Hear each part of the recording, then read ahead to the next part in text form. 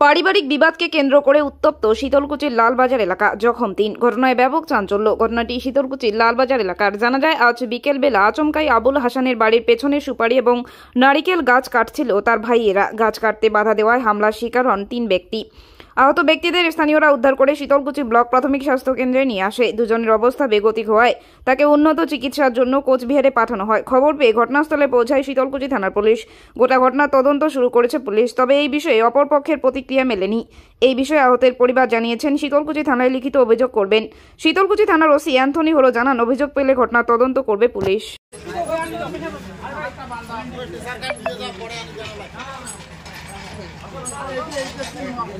নিয়ে পড়াইছে, বাড়ি গিয়ে দেখি পিছনে আমাদের গাছ টাছগুলো কাটতেছে।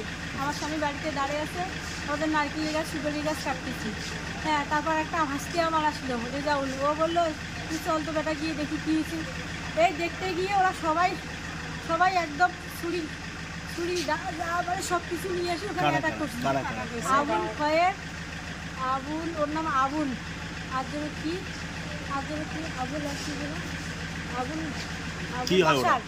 আবুল বাসার, ওর ছোট ভাই, একটা ছোট ভাই একটা বড় ভাই। ওরা দুইজনে আমাদের প্রচন্ড মারছে। আমার ভাসুর একটা আবুল রশিদ, ওকে মারছে। কে কি অবস্থায় আছে আমি জানি না। আমার এই যে এখানে দেখেন কি দিয়ে, মানে ওরা কি দিয়ে আঘাত করে আপনাদের? ওদের হাতে দা ছিল আর বেকি ছিল, অনেক কিছু, লাঠি ছিল। আমাকে প্রচন্ড মারছে। আমি কোনো ক্রমে ওখান থেকে ছুটে এসে রাস্তার ধারে লোককে বলছি যে এরকম দুইজন পড়ে আছে, বাঁচান। ওই জায়গাটা কার দখলে ছিল? ওই জায়গাটা আমাদের বাড়ির পিছন। আমাদের বাড়ির পিছন আমাদের জমি।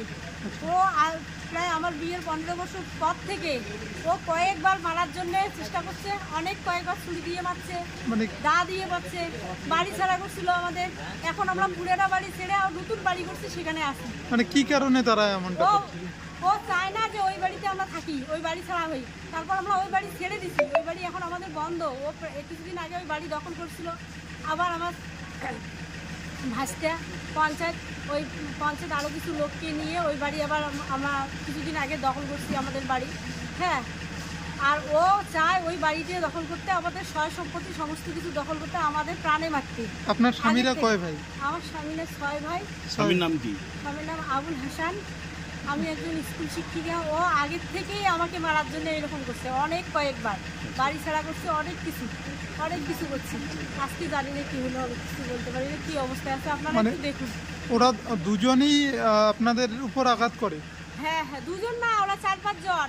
আবুল বাসারের ছেলে, মেয়ে, বউ, আবুল খয়ের ছেলে, বউ, মেয়ে, সবাই এসছে, সবাই অ্যাটাক করছে। সবাই আমাদের অ্যাটাক করছে। মানে জমি নিয়ে বিবাদ ছিল? জমি নিয়ে কোনো বিবাদ নাই। ওর কথা, আমাদের বাড়ি, আমার সয় সম্পত্তি ও দখল করবে। ওর জমি আমরা কিছু খাই না। আমাদের সয় সম্পত্তি দখল করার আগে থেকে কয়জন হতো? আপাতত 3 জন। আর জানি না, আমার মেয়েকে ছিঁড়ে এসেছি, ছোট বাচ্চা মেয়ে বাড়িতে, একাই বাড়িতে, আমার আর কেউ নাই। আপনারা দয়া করে ওখানে পুলিশ পাঠান, আমার মেয়েকে বাঁচান। এই বিষয়ে কি থানায় লিখিত অভিযোগ করবেন? কখন করবো, আগে তো দেখি ও কেমন অবস্থায় আছে। আপনারা দেখুন একটু। কি নাম আপনার? আমার নাম রেনু খাতুন। আমি একজন প্রাইমারি স্কুল শিক্ষিকা। ঠিক আছে।